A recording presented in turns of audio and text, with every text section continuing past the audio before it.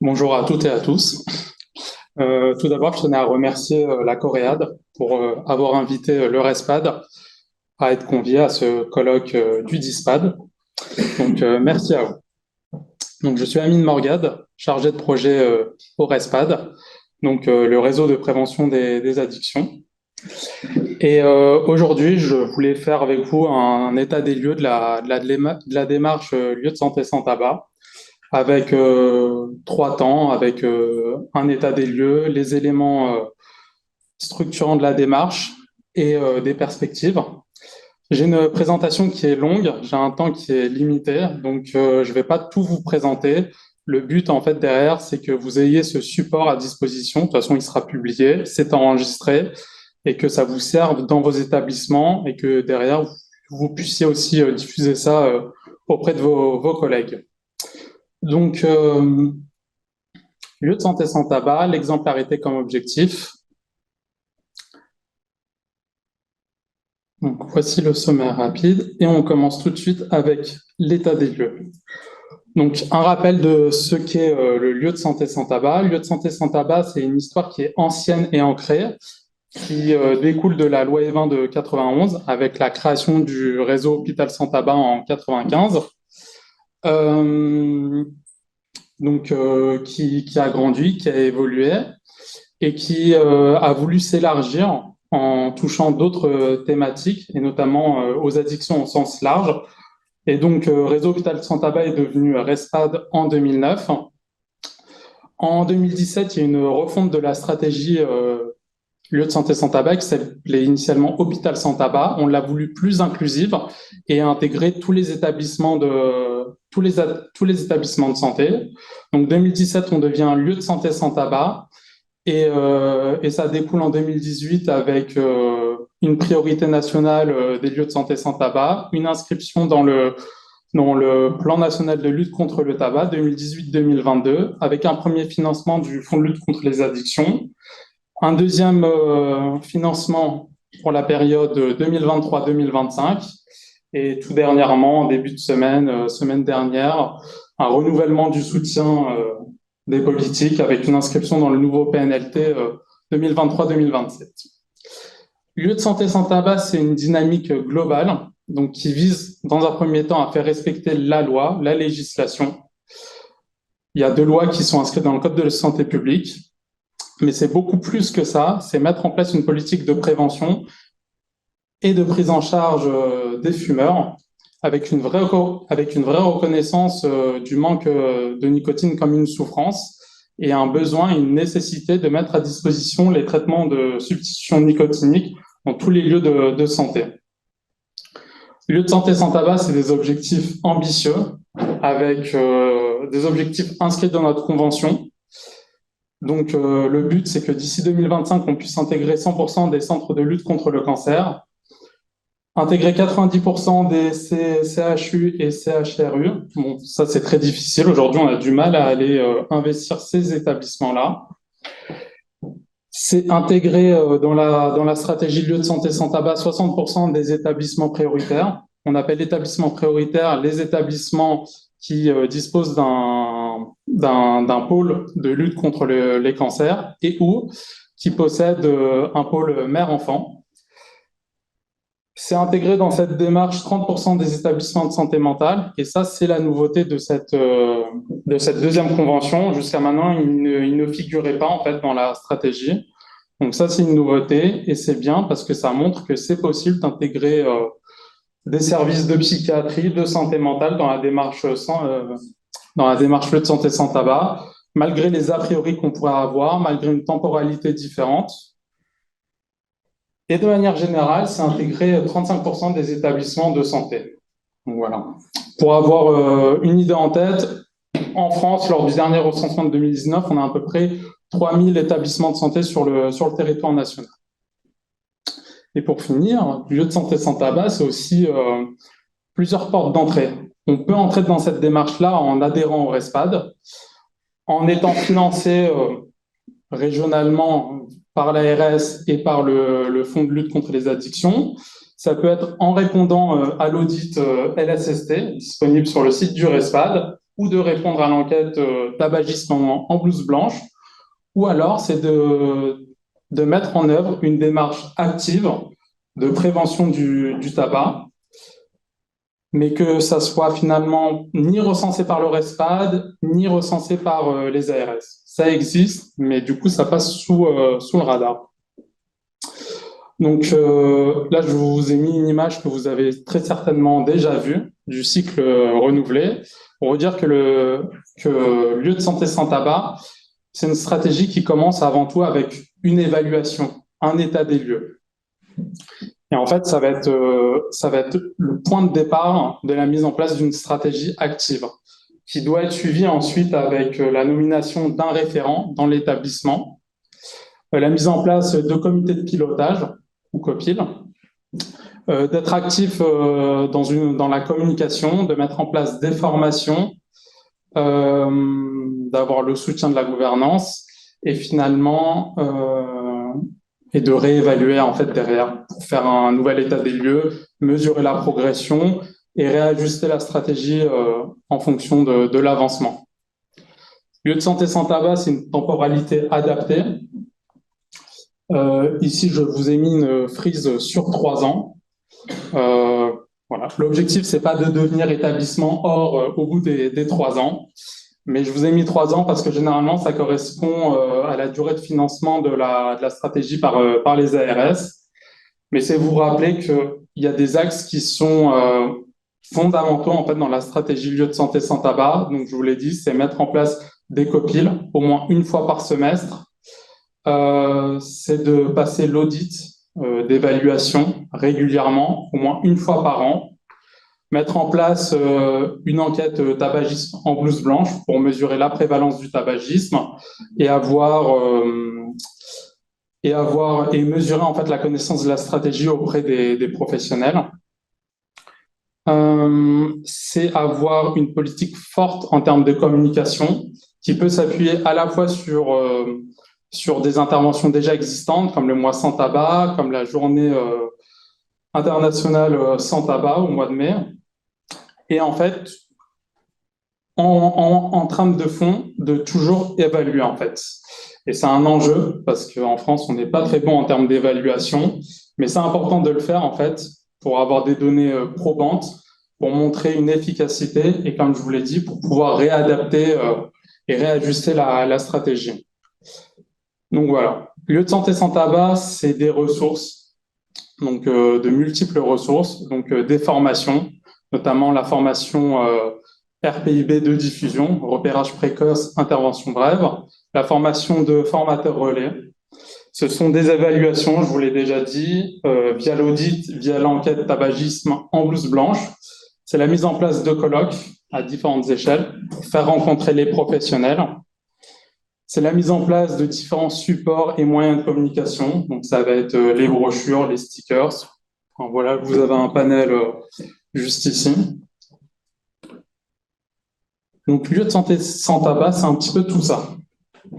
Lieu de santé sans tabac en 2023, si je dois faire un état des lieux de cette année qui s'est écoulée, c'est sur le territoire national 2 établissements de niveau or, 10 établissements niveau argent et 151 niveau bronze. Donc, c'est un engagement également grandissant. Ça correspond on a à peu près 600 établissements qui sont financés aujourd'hui via le Fonds de lutte contre les addictions pour mettre en place et développer la stratégie LSST dans leur établissement. C'est 1300 établissements qui ont contacté le RESPAD, soit pour adhérer au réseau, soit pour mettre en place l'audit. Et en fait, suite à ça, ils nous ont sollicité pour obtenir des plaques, en fait. Donc, c'est une plaque qui permet de communiquer. Et en fait, c'est une plaque qu'on inscrit au devant de l'établissement pour indiquer que l'établissement est engagé dans une politique active de lutte contre le tabagisme.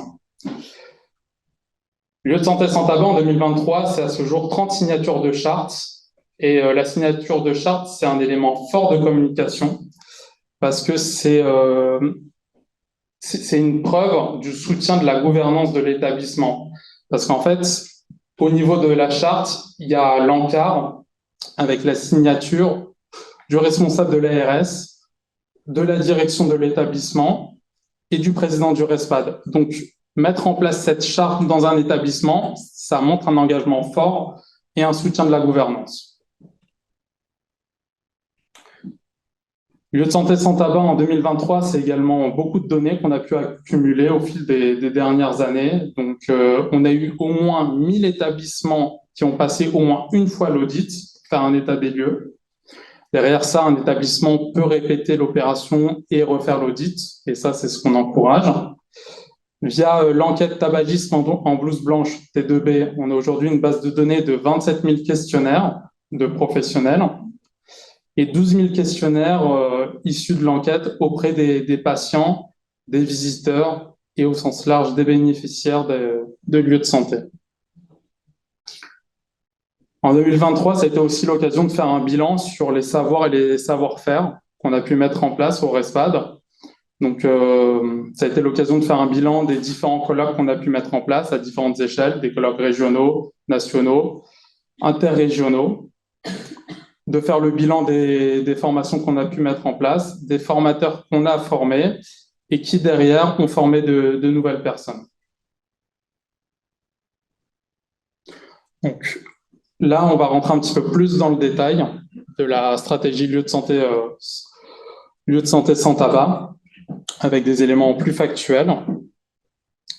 Donc, au titre de l'année 2022, il était important de faire un bilan de l'audit, en fait, qui est un moyen fort de la stratégie lieu de santé sans tabac, et donc, comme je vous ai dit, qui permet de faire un état des lieux. Donc, régulièrement, on met en place cet audit au niveau national, et ça, on le fait grâce au soutien des ARS et des missions d'appui, et ça nous permet en fait de cartographier à l'échelle du territoire l'ensemble des établissements et de pouvoir mesurer en fait leur niveau d'engagement dans la stratégie. La dernière audit nationale à l'échelle nationale avait lieu en 2019. On essaye de mettre en place ça tous les 2 ans. Il y a eu le Covid qui est passé par là. Donc la dernière audit nationale a eu lieu en 2022. Ici, je vous résume quelques chiffres qui résument cette dernière passation nationale. Donc, ce qui est important de noter, c'est qu'on a eu un score moyen de 58 points sur 141, qui correspond au niveau maximal de cet audit. Voilà, on a eu 14 régions qui ont été représentées, ce qui représente les 13 régions de l'Hexagone et une région des Drômes, c'était La Réunion. Là, je vous ai mis un petit comparatif avec avec la dernière passation nationale en 2019. Donc, ce qui est notable, en fait, c'est qu'entre 2019 et 2022, on a eu l'apparition d'établissements qui ont été certifiés niveau or. Donc, pour vous faire un bref récapitulatif des différents statuts, un établissement or, c'est un établissement où il n'y a plus aucune personne qui fume dans cet établissement. Il n'y a plus aucun professionnel ou bénéficiaire qui fume. Il n'y a aucune zone de tolérance.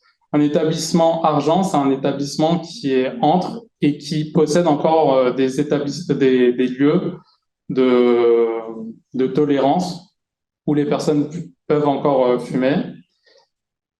Et des établissements certifiés bronze, c'est des établissements finalement qui se lancent dans cette politique active de prévention du tabagisme, mais qui sont encore aux premières étapes du lancement de cette stratégie.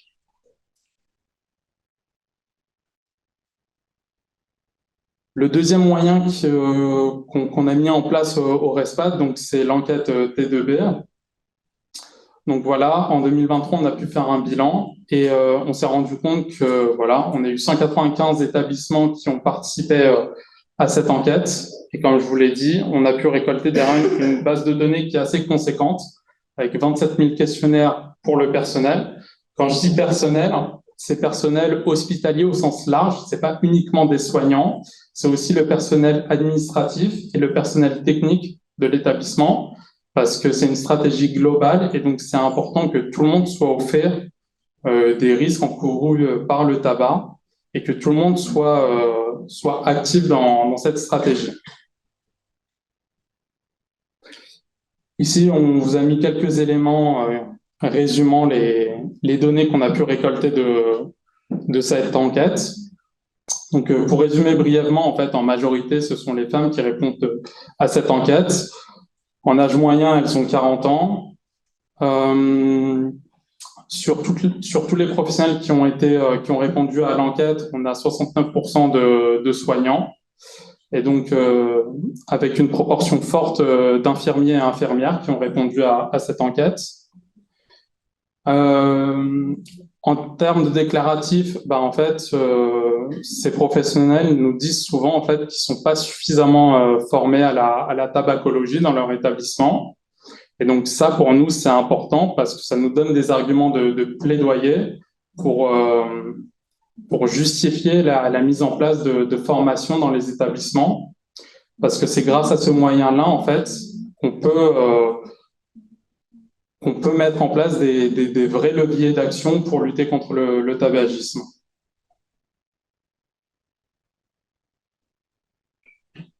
Donc voilà, ça c'est la suite des données. Donc ce qui est important de noter, c'est que 91% des professionnels sondés estiment que le sevrage devrait être proposé à toutes les personnes qui fument dans leur établissement. La réalité, c'est qu'on a encore des freins qui existent, notamment avec des professions qui sont autorisées depuis 2016 à délivrer des traitements de substitution nicotinique, mais qui aujourd'hui n'ont pas les droits, en fait, qui sont débloqués dans leur établissement. Et derrière, on a des moyens aussi limités dans certains établissements avec un manque de traitement dans les pharmacies hospitalières.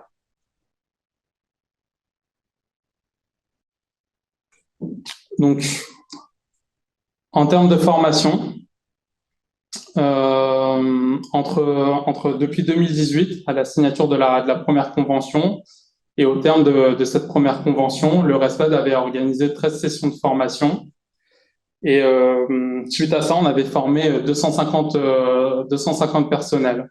Et en fait, ces personnels-là, on les a sondés via une étude d'impact, en fait, via un questionnaire de suivi derrière. Et c'est de là qu'on a pu estimer que une personne formée pouvait derrière former 10 personnes à son tour. Et donc, aujourd'hui, on estime que 2500 personnes ont été sensibilisées à la formation RPIB, donc de repérage et de prescription de substituts nicotiniques. Donc ici, on a les données de cette étude d'impact. Donc, sur toutes les régions de l'Hexagone, on a eu 12 régions représentées. Donc voilà, dans le déclaratif, on a 76% des formateurs qui déclarent utiliser le RPIB dans leur pratique au quotidien. 41% qui déclarent prescrire des traitements nicotiniques. Il faut nuancer en fait les propos. Quand on voit 41%, en fait, les personnes qui sont invitées lors de ces formations ne sont pas toujours des professionnels qui peuvent prescrire. En fait, on a beaucoup de chargés en fait de missions qui sont porteurs de la stratégie dans leur établissement. Et donc en fait, finalement, la formation elle leur sert avant tout d'être sensibilisés au risque du tabac.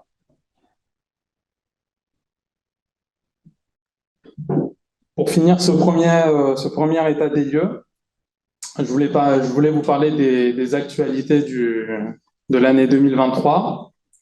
Donc en 2023, on a mis à jour tous les guides et tous les supports du RESPAD. Donc on a fait un état de l'art de la littérature pour mettre à jour toutes les valeurs numériques, pour mettre à jour toutes les données probantes qui existent, et notamment concernant les substituts nicotiniques en fait.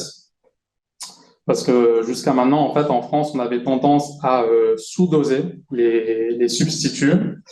Et au niveau international, on montre dans les données de la science qu'il faut en fait augmenter les doses. Et donc voilà, il y a eu ce travail de mise à jour pendant toute l'année 2023. On a mis aussi à jour l'audit. Pour les établissements qui ont passé le questionnaire, peut-être que ça ne s'est pas ressenti. Mais voilà, on a retravaillé sur la formulation de certaines questions pour que ça soit un petit peu plus inclusif concernant les différents lieux de santé. On a mis à jour également l'enquête T2B. On a retravaillé sur certaines questions qui étaient pas pertinentes ou moins pertinentes pour certains établissements. Et en 2023, on a travaillé pour mettre en place des colloques interrégionaux. Donc, durant l'année 2023 et 2024, on va avoir 5 colloques interrégionaux. Le premier s'est passé la semaine dernière à Avignon. Le prochain aura lieu dans 2 jours à Saint-Malo. Et 3 autres seront organisés en 2024, donc à Bourges, à Mâcon et à Reims. Le but de ces colloques-là, en fait, c'est de réunir à une échelle plus restreinte des établissements pour qu'il y ait un vrai retour d'expérience. Et on trouvait ça intéressant de faire rencontrer des établissements de régions différentes. Car en fait, malgré les différences qui pourraient exister sur le papier, ben, en fait, comme des établissements sont parfois limitrophes, ça peut être plus pertinent et intéressant pour eux en fait de se rencontrer. Donc voilà. Le deuxième point que je voulais aborder rapidement, c'était l'exemplarité comme objectif. En fait, aujourd'hui, en fait, on a été placé enfin, la stratégie lieu de santé sans tabac a été placée au premier rang du projet national de lutte contre le tabac. Et donc, pour nous, c'est aussi un devoir d'être exigeant et d'être rigoureux dans notre manière de diffuser des connaissances et d'évaluer ces connaissances. Donc, il y a eu un gros travail qui a été fait au niveau de l'audit pour la certification des établissements. Donc, l'audit, pour ceux qui ne savent pas, en fait, c'est un outil d'auto-évaluation qui est certifiant, qui est reconnu au niveau international par le GNTH. Donc, c'est le Global Network for Tobacco Free Healthcare Services. Donc, il sert à la fois d'évaluation pour un établissement, pour connaître son niveau d'avancement, avoir des axes d'amélioration et de mesurer sa progression. L'audit, c'est un outil qui est disponible gratuitement sur le site du RESPAD et qui est accessible en fait toute l'année. N'importe quel établissement peut se créer un compte sur le site et passer cet audit-là en répondant à une série de 41 questions. Et en fait, suite à cet audit-là, il recevra en fait derrière, via un algorithme, un PDF avec son score pour le situer et des axes d'amélioration en fonction des lacunes qu'il aura. Donc, c'est un vrai outil de plaidoyer à mettre en place et sur lequel s'appuyer lors des copiles pour mettre en place une stratégie. Donc, sur le site du RESPAD, on a fait un travail de fond pour expliquer comment bien faire cette évaluation. Donc, on a été accompagné par l'Institut Gustave Roussy, qui a été le premier établissement certifié OR, et on a pu faire des vidéos en fait sur toutes les normes investies pour pouvoir bien expliquer les attendus et comment bien évaluer en interne le lieu de santé sans tabac. Ces outils, de manière pragmatique, ça nous permet d'avoir en fait cet outil-là de cartographie qui permet de faire un état des lieux sur le territoire de tous les établissements. Et en fait, pour un lieu de santé, ça peut être utile de savoir qu'à proximité, en fait, il y a des lieux de santé qui sont déjà investis et ça peut être l'occasion d'aller les rencontrer pour collaborer, pour développer la stratégie dans leur établissement. D'accord. Donc là, je vous ai mis les 8 normes. Là, je vous ai mis l'échelle de notation. Je vous l'ai mis là parce que c'était important, parce qu'en fait, jusqu'à maintenant, c'était un élément qui n'était pas communiqué en fait. Donc ça permet aujourd'hui à un établissement de savoir comment est compté chaque point. Donc ici, je vous ai rappelé les différents niveaux de labellisation.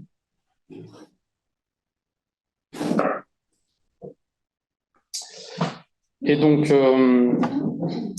en 2023, en fait, le gros enjeu, ça a été au niveau de la certification argent. Certification qui s'obtient à partir de 108 points sur 141 au maximum.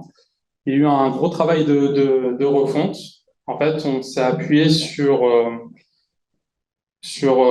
l'évaluation OR, qui est une évaluation internationale. Et en fait, on s'est calqué à l'échelle nationale pour repenser toutes les questions de cette évaluation. Donc, très prochainement, il va y avoir la mise en ligne du nouveau site internet de certification et qui permettra en fait à un établissement de déposer son dossier de candidature. Et en fait, il va y avoir tout un travail d'évaluation beaucoup plus robuste avec des rapporteurs qui vont être nommés au sein de professionnels, de directeurs d'établissements, auprès de référents ARS et de missions d'appui.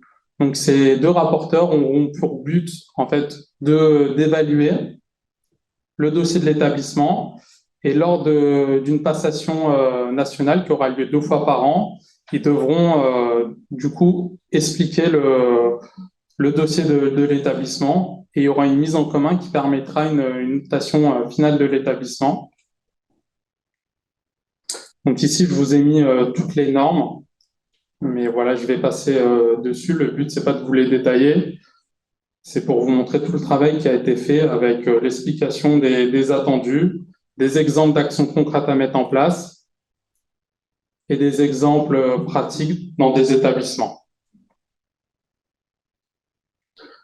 Pour finir, les perspectives pour lieu de santé sans tabac.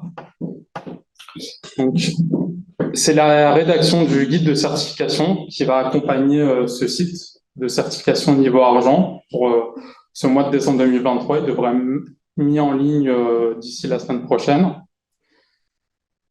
C'est la nomination d'établissements ambassadeurs qui vont vraiment devenir des référents à l'échelle territoriale pour encourager des établissements qui ont peur de se lancer dans cette démarche-là.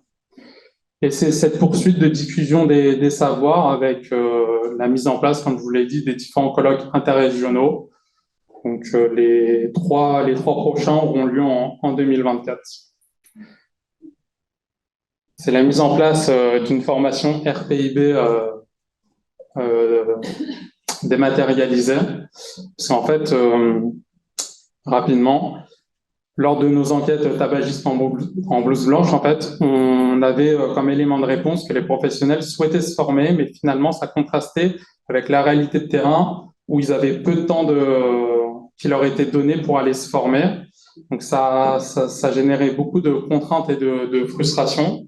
Donc, aujourd'hui, on a travaillé dur pour mettre en place ces modules de e-learning RPIB. Donc, ça sera un module d'une formation de 3 heures qui permettra de donner des bases très opérationnelles et rapidement à n'importe quel soignant prescripteur pour mettre en place ça.